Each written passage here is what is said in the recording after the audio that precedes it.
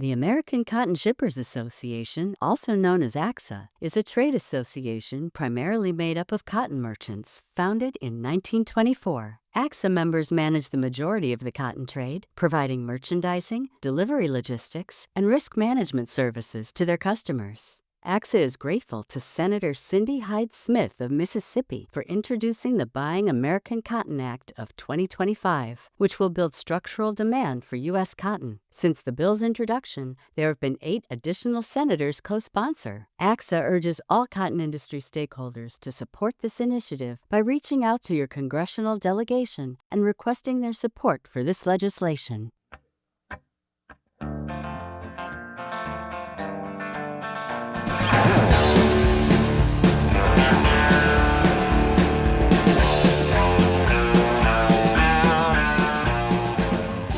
Hello again, everyone. Welcome back to Cotton Grower Magazine's Cotton Companion Podcast.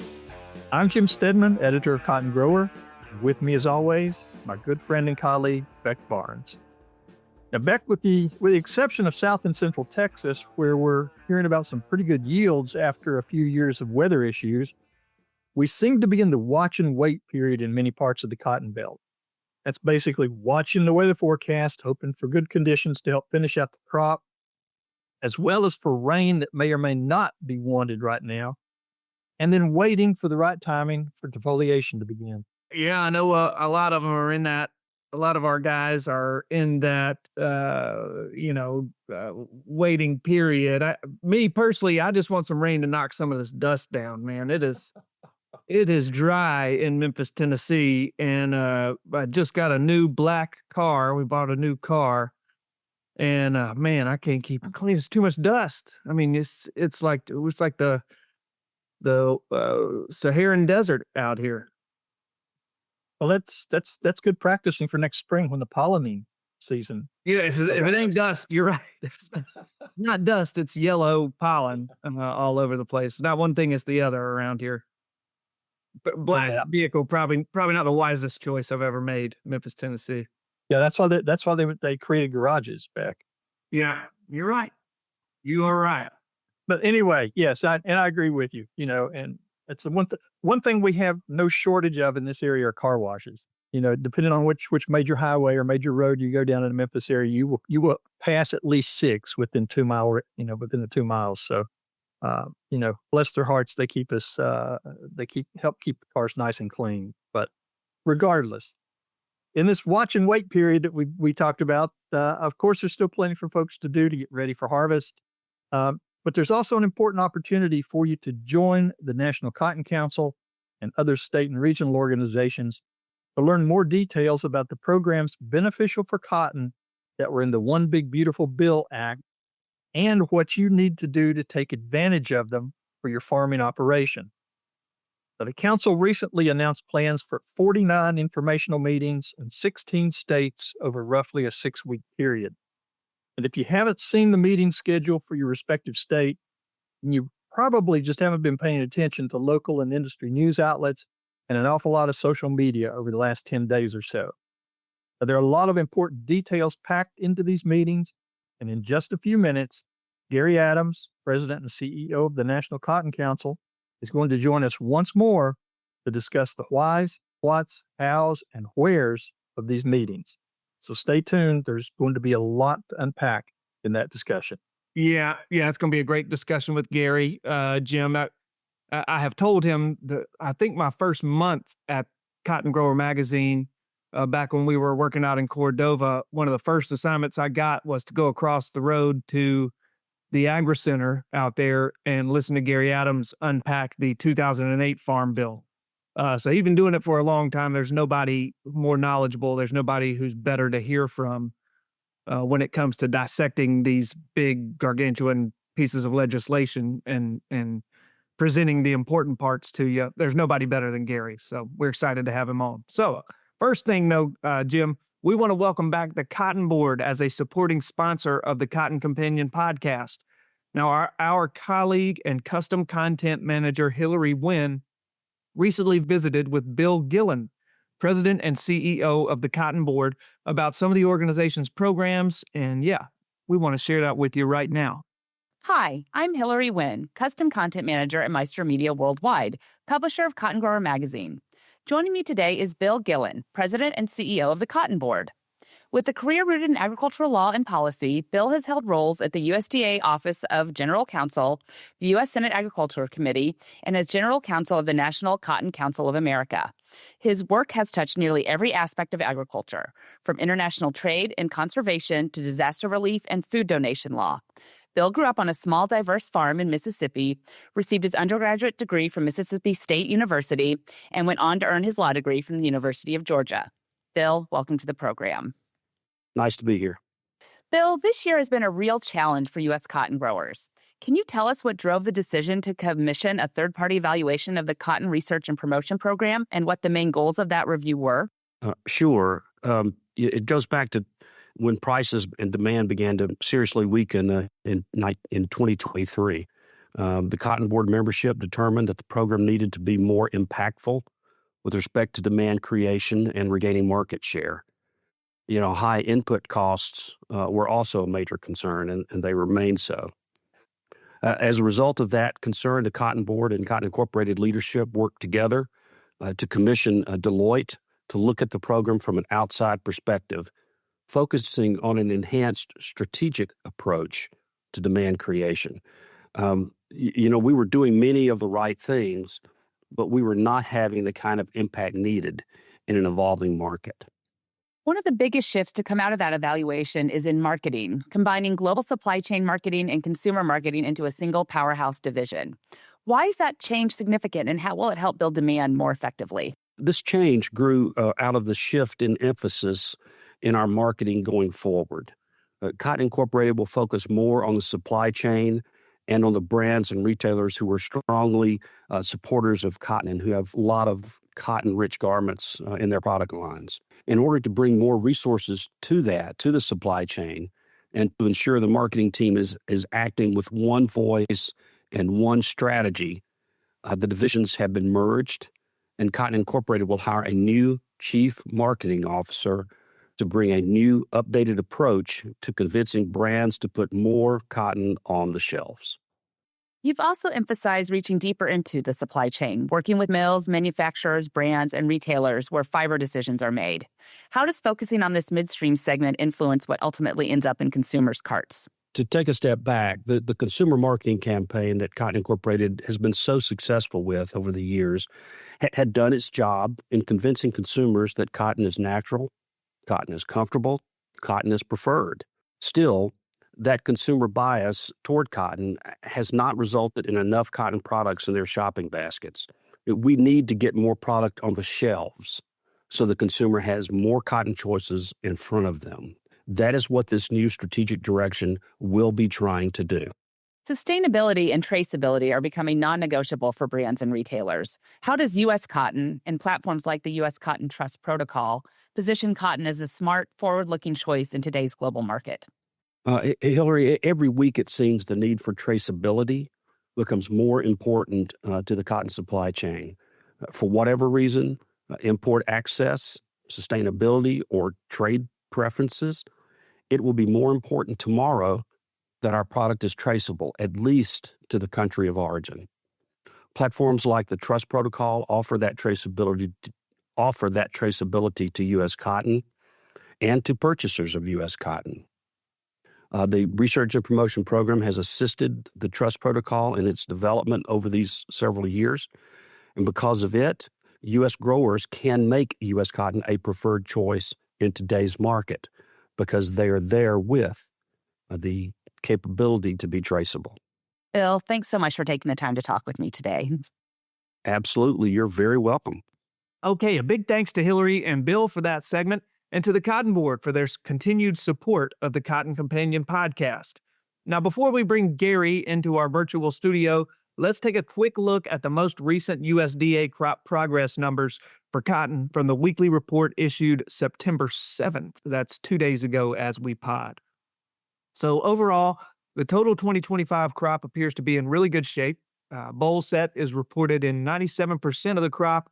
Open bolls are noted in 40% of the crop, and that's just slightly ahead of the 5-year average for early September. In fact, 10 states are currently ahead of their respective open bowl averages. The report shows 8% of the total crop has already been harvested. That's a big thanks to Texas. And the current crop condition shows a bit of improvement over the past few weeks, with 54% of the crop rated good to excellent, 35% rated fair, and only 11% in that poor to very poor range. Well, it seems like we've talked a lot about ag policy and new farm-friendly legislation this summer. It's because it's been a hot topic with plenty of ongoing updates. And cotton-friendly benefits from the One Big Beautiful Bill Act in late June to growing congressional support for the Buying American Cotton Act, through current activities, hearings, and discussions to wrap up the so-called skinny farm bill, there's been plenty to talk about. And there's still plenty to learn and discuss about some of this ongoing legislation. It's one of the primary reasons that the National Cotton Council, with the support of state and regional producer and giner associations, is hitting the road for a series of information meetings across the Cotton Belt to provide cotton producers, industry firms, and agribusinesses with some crucial information regarding the 2025 Farm Bill provisions passed back in June in the One Big Beautiful Bill Act. I always stumble over that for some reason. And joining us again today is National Cotton Council President and CEO Gary Adams to share the whys, hows, and whats of these meetings. Gary, it's good to have you back again. Well, Jim, thank you very much. It's a pleasure to be with you, and look forward to talking about the upcoming meetings that we're holding. It seems like you're becoming a regular on this on the podcast. I think we talked to meet a little bit about 6 weeks ago after the passage of the One Big Beautiful Bill, and here we are again. But 49 meetings in 16 states over basically 6-week period. That's going to be a pretty heavy lift. But considering everything else the council's been involved in from a policy perspective over the last 9 months, this should be a piece of cake, right? Well, maybe not a piece of cake, but we're certainly glad we have the opportunity to do them. I think it was a real accomplishment by the ag industry and by Congress to get the One Big Beautiful Bill put together, and then to be able to have some improvements in the safety net. So I'm glad we're able to get out in the industry and talk about it. And yes, it'll be a busy rest of September. We'll actually have 4 different teams out next week, and then more the following week. Okay. Well, first of all, I want to give kudos to the council and to all these the other state and regional organizations for their efforts in publicizing and promoting these meetings in a very short period of time. I've seen quite a bit of local media and social media coverage leading up to your starting date, so word has gotten out quickly. And that's great. And we've actually kicked it off this week. We had 4 meetings out in West Texas and been very pleased with the attendance so far. I think the early indications are that we averaged about 75 producers per meeting over those 4. So thankfully the word is getting out, and it seems like there's a lot of interest in knowing what's in the new farm bill. That's great. Tell us a little bit about the thought process behind setting up these meetings. How important are these going to be to the industry? Well, I think they're critical because, particularly given the economic situation that growers are facing right now, understanding the programs, having access to the programs, the safety net programs that are available, is very impactful to their bottom line. So I hope growers will be able to attend, and that we can hopefully provide them the information they need to make their decisions about which are the farm program choices that are right for their farming operation. Yeah, Gary, you did a kind of a abbreviated summary just there about what maybe they can expect to hear when they're at these presentations. But can you go a little deeper for me? I mean, how many presenters are on the docket for each of these meetings, and how long do you anticipate that the meetings lasting? Not counting all of those usual, I'm sure there'll be plenty kind of questions from the audience at the end. I mean, kind of from a framework, what can producers expect at these meetings? Normally, the format's going to be that we'll have one of the council staff will be there to do the presentation. That's either going to be somebody from the Memphis office or one of our folks from the Washington, D.C. office. We'll also have a member services staff person there as well. And we blocked out about 2 hours for the entire meeting. And I think what we're seeing based on the initial set that we've done is the presentation probably takes an hour to an hour and 15 minutes to get through the information that we'll be talking about. And then we certainly want to have time for questions and answers. We're going to provide the attendees with an attendance card that they can fill out, because we're always looking to make sure that our contact information is updated. So that will be there for them. And then they will pick up an information sheet that has a QR code on it that will link them to a lot more of the Farm Bill information that we're continuously updating on our website. So that's something hopefully they can take away from the meeting and have a chance to dig into the presentation and other background materials after we get through this the actual meeting. Yeah, Gary, Jim mentioned it earlier. The big beautiful bill, one big beautiful bill.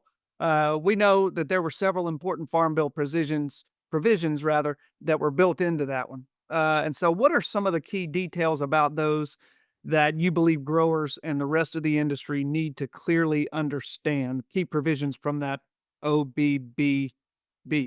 Yes. Yeah, no, great question.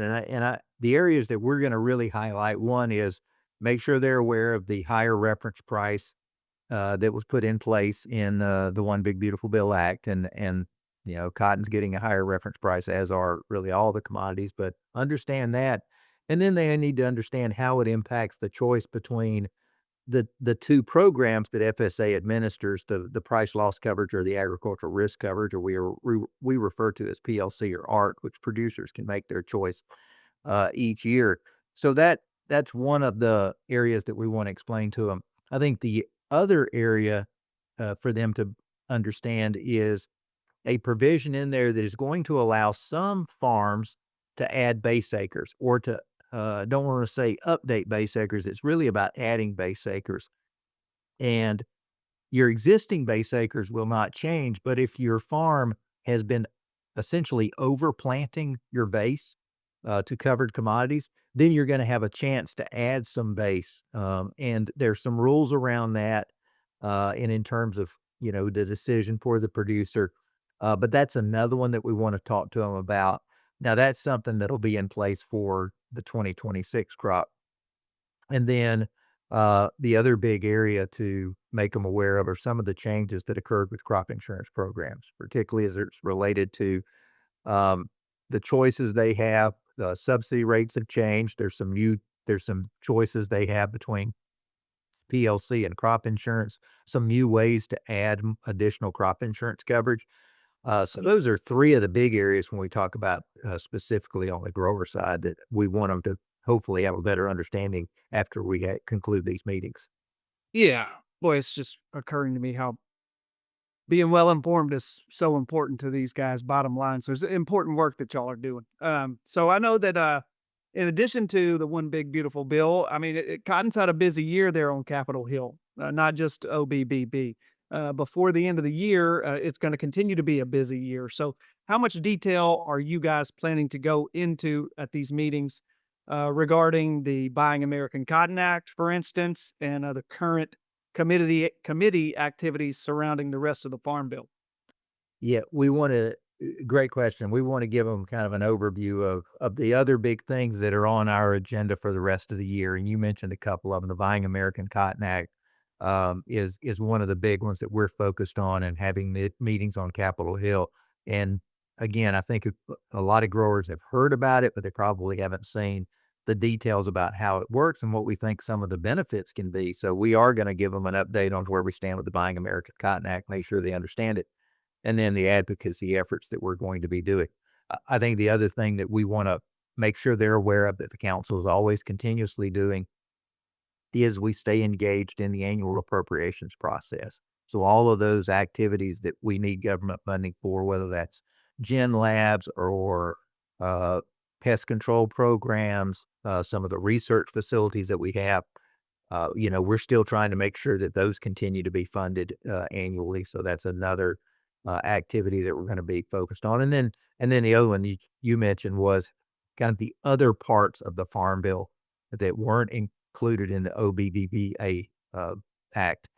And that's something we're working, with the ag committees on. And I know that's a focus of the ag committees to try to get that wrapped up this year. And so, yes, all those are going to be some areas that we touch on.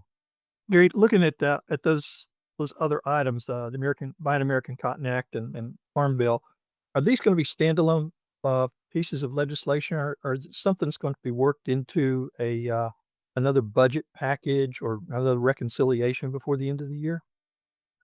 I think, Jim, I think it's almost going to have to be the case that these will be worked into something else. That I would say with a lot of certainty that in the case of the Buying American Cotton Act, that's going to be something that would be part of a bigger package.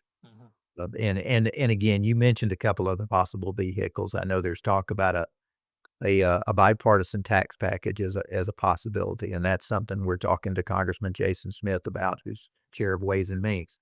Another reconciliation package would be a possible vehicle, and not sure what the chances are there, but just in an interview I was reading a report of this morning, Speaker Mike Johnson talked about that second reconciliation package. So maybe that comes together. And if neither one of those happens, then there has to be some end of year package at some point that continues to keep the government funded.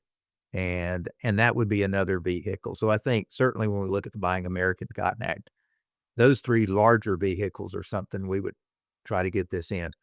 And I could also see one of those being a vehicle for the remaining parts of the Farm Bill. And reason I say that is that if you just look at the calendar Congress has in front of them and how challenging it can be to bring a standalone bill to the floor, that, I mean, I could see it being a challenge for almost anything. It just seems like when we address legislation now, we do it, Congress does it in a big package that has a lot of stuff in it. Yeah. Well, I'm sure you have your suitcase packed and ready to go for your portion of the meetings. It's certainly a divide and conquer schedule, and like you mentioned, I think you've got what, 4 teams? Did you say 4 or 5 teams? We have 4 teams out next week, then we'll have a couple of teams out the week after that, and then we've got a few more meetings that are going all the way right up to the 1st of October. But yeah, next week is certainly the biggest because the way we're structuring this is to do a meeting in the morning that usually is going to start about 9 or 10 a.m., wrap up by lunchtime. Then we'll drive to the next location and do a mid to late afternoon meeting, and so get to a day and wrap it up start on Monday and finish up by midday Friday. Well, tell you what, safe travels and good luck to all of you as you hit this gauntlet of meetings.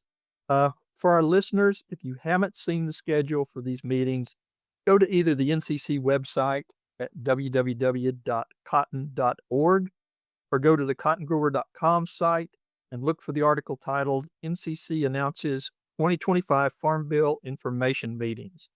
You'll find meeting details and a complete list of the meeting locations, dates, and times at either one of those sites. So, Gary, thanks again for taking time. I said you're becoming a regular with us, and we certainly appreciate that. Maybe we'll see you again in a few weeks with some stories from the road. Well, I hope so. That'd be great, and I always appreciate catching up with you, Jim and Beck. So thank you again for the chance to be on. Appreciate it. Thank you, Gary. All right. Well, that's it for this episode of the Cotton Companion podcast. Thanks once again to Gary Adams for joining us to explain those details about the Council's ongoing series of informational meetings, which we hope you'll take advantage of when they come to your area. Thanks also to the American Cotton Shippers Association and to Bill Gillen and the folks at the Cotton Board for their continued support of this podcast. And as always, thank you, dear listener, for joining us. We appreciate your continuing support. As always, we hope that you've enjoyed the episode, and if you did like what you've heard, please be sure and spread the word. Tell your friends and farming neighbors about the Cotton Companion podcast. Here's where and how they can find us. You can find the Cotton Companion in 3 easy ways. First, go to cottongrower.com/companion, or simply click the podcast tab at the top of the homepage. Second, subscribe to our channel on iTunes or wherever you find your podcasts these days. And 3, sign up for our weekly e-newsletter, the Cotton Grower e-News, that's delivered to your email inbox every Tuesday morning. You can do that by going to cottongrower.com/subscribe. Also, be sure to follow Cotton Grower on social media. We are at Cotton Grower Mag on Twitter, and on Facebook, you'll find us by searching for Cotton Grower Magazine. Cotton Companion Podcast is produced by Tyler Hatch and Kim Henderson, our talented colleagues at the world headquarters for Meister Media Worldwide in lovely Willoughby, Ohio. I'm Jim Stedman, East Beck Barnes, and we'll be back with you in a few weeks with another episode of the Cotton Companion. Until then, stay safe and be sure to get out to your local info meeting. 'Cause God made me a farmer. Yeah, he works and he works and he works and he works all day. God made a farmer.